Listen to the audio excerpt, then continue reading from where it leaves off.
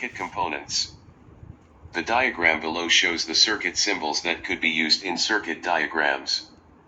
You will be expected to know what each component is and how it behaves in a circuit. Power supplies. Cells, batteries, power supplies, and generators all supply current to the circuit.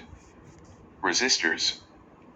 Potential dividers, fixed and variable resistors, thermistors and light-dependent resistors, LDRs, are all used to control current. Meters. Ammeters and voltmeters are used to measure the current and potential difference. Ammeters are always connected in series whilst voltmeters are always connected in parallel. Electromagnetic components. Magnetizing coils, relays and transformers use electromagnetic effects. Relays use a small current in one circuit to switch on a much larger current in another. Transformers step up and step down current and potential difference. Fuses. Protect expensive components from current surges and act as a safety measure against fire. Thermistors. A thermistor is a non-ohmic conductor and a temperature-dependent resistor. The resistance of a thermistor changes depending on its temperature. As the temperature increases, the resistance of a thermistor decreases and vice versa. The resistance through a thermistor is dependent on the temperature of it. Light-dependent resistors. A light-dependent resistor, LDR, is a non-ohmic conductor and sensory resistor. Its resistance automatically changes depending on the light energy falling onto it, illumination. As the light intensity increases, the resistance of an LDR decreases. Resistance of an LDR depends on the light intensity falling on it. No. Diodes. Extended. In addition to the above, you should be able to recognize and draw the circuit symbol for a diode. A diode is a component that only allows a current in one direction. Note, diodes are occasionally drawn with a horizontal line running through the middle of them. If a diode is connected to an AC, alternating current, power supply, it will only allow a current half of the time. This is called rectification. A diode can be used to rectify an alternating current. Current in series circuits. In a circuit that is a closed loop, such as a series circuit, the current is the same value at any point. This is because the number of electrons per second that passes through one part of the circuit is the same number that passes through any other part. This means that all components in a closed loop have the same current. The current is the same at each point in a closed loop. The amount of current flowing around a series circuit depends on two things: the voltage of the power source, the resistance of the components in the circuit. Increasing the voltage of the power source drives more current around the circuit. So, decreasing the voltage of the power source reduces the current. Increasing the number of components in the circuit increases the total resistance. Hence, less current flows through the circuit. Current will increase if the voltage of the power supply increases, and decreases if the number of components increases, because there will be more resistance. Current in parallel circuits. A parallel circuit consists of two or more components attached along separate branches of the circuit. Diagram showing two bulbs connected in parallel. The advantages of this kind of circuit are: the components can be individually controlled, using their own switches. If one component stops working, the others will continue to function. In a parallel circuit, the current splits up, some of it going one way and the rest going the other. This means that the current in each branch will be smaller than the current from the power supply. Extended. At a junction in a parallel circuit, where two or more wires meet, the current is conserved. This means the amount of current flowing into the junction is equal to the amount of current flowing out of it. This is because charge is conserved. Note that the current does not always split equally. Often there will be more current in some branches than in others.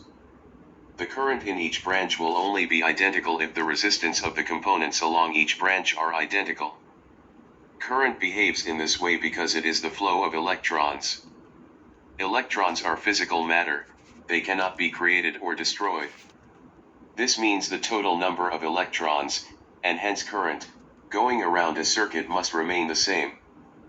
When the electrons reach a junction, however, some of them will go one way and the rest will go the other. Current is split at a junction into individual branches. Worked example. In the circuit below, ammeter A0 shows a reading of 10A, and ammeter A1 shows a reading of 6A. What is the reading on ammeter A2? Step 1. Recall that at a junction, the current is conserved. This means that the total amount of current flowing into a junction is equal to the total amount flowing out. Step 2. Consider the first junction in the circuit where current splits. The diagram below shows the first junction in the circuit. Step 3. Calculate the missing amount of current. Since 10A flows into the junction, the total current from the battery, 10A, must flow out of the junction. The question says that 6A flows through ammeter A1, so the remaining current flowing through ammeter A2 must be 10A 6A equals 4A. Therefore, 4A flows through ammeter A2. Exam tip. The direction of current flow is super important when considering junctions in a circuit. You should remember that current flows from the positive terminal to the negative terminal of a cell/battery. This will help determine the direction current is flowing into a junction and which way the current then flows out. Potential difference in series circuits. When several cells are connected together in series, their combined EMF is equal to the sum of their individual EMFs. The total EMF of these cells is equal to the sum of their individual EMFs. No. Potential difference in series circuits. Extended. In a series circuit, the sum of potential differences across the components is equal to the total EMF of the power supply. In a series circuit, the components share the EMF of the power supply. Potential difference in parallel circuits. Extended. A parallel circuit consists of two or more components attached along separate branches of the circuit. The advantages of this kind of circuit are: the components can be individually controlled, using their own switches. If one component stops working, the others will continue to function.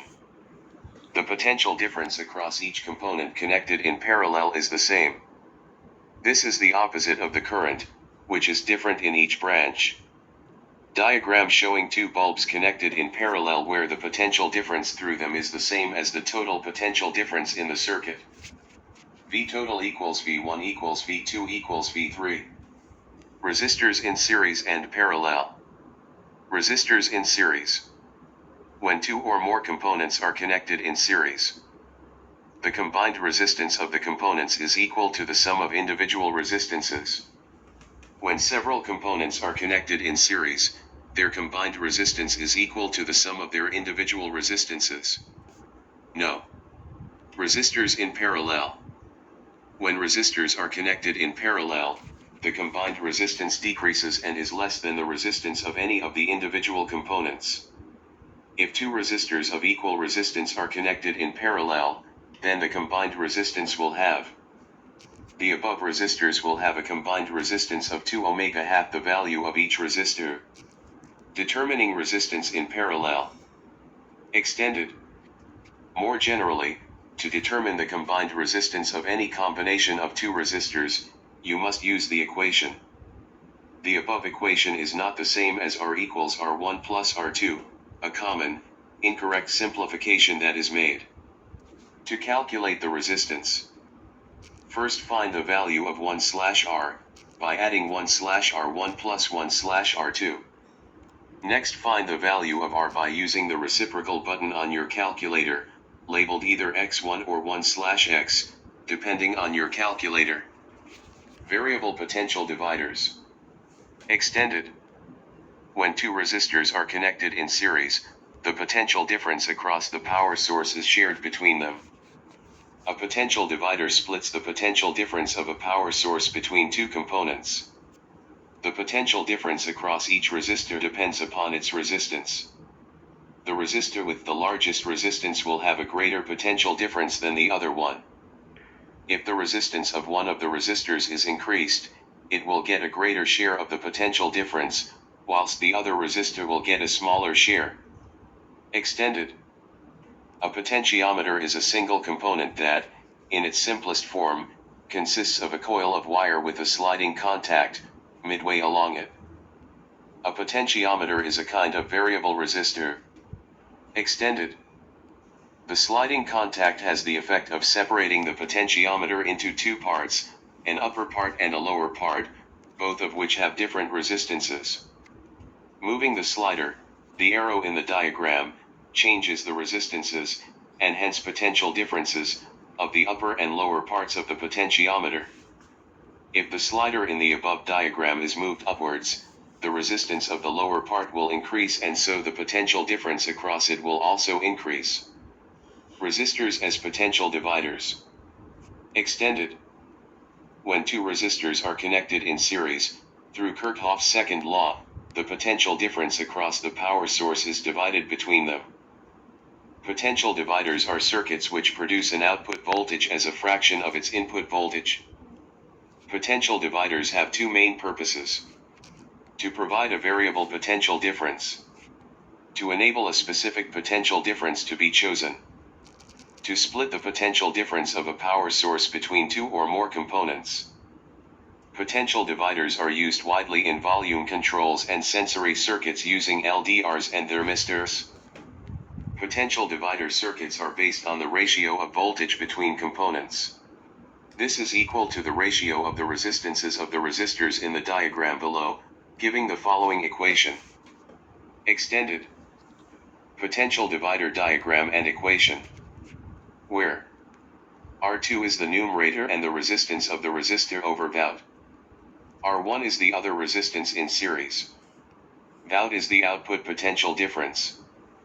Ven is the input potential difference. The potential divider equation can also be written where this time R1 is the numerator and the resistance of the resistor over Vout. R2 is the other resistance in series. Whichever notation you use, you will obtain the same answer. The numerator has to be the resistance of the resistor over Vout. Extended. The input voltage Ven is applied to the top and bottom of the series resistors. The output voltage Vout is measured from the center to the bottom of resistor R2. The potential difference V across each resistor depends upon its resistance R. The resistor with the largest resistance will have a greater potential difference than the other one from V equals IR. If the resistance of one of the resistors is increased, it will get a greater share of the potential difference, whilst the other resistor will get a smaller share. In potential divider circuits, the P.D across a component is proportional to its resistance from V equals IR. Worked example. The circuit is designed to light up a lamp when the input voltage exceeds a preset value. It does this by comparing Vout with a fixed reference voltage of 5.3 V. Vout is equal to 5.3. Calculate the input voltage Ven. Exam tip. When thinking about potential dividers, remember that the higher the resistance, the more energy it will take to push the current through, and therefore the higher the potential difference. This means that if a component, often shown as a voltmeter in questions, needs to be switched on by a change such as increased light or temperature, then the resistor it is in parallel with needs to become larger compared to the other resistor. Electrical hazards. Mains electricity is potentially lethal. Potential differences as small as 50 volts can pose a serious hazard to individuals.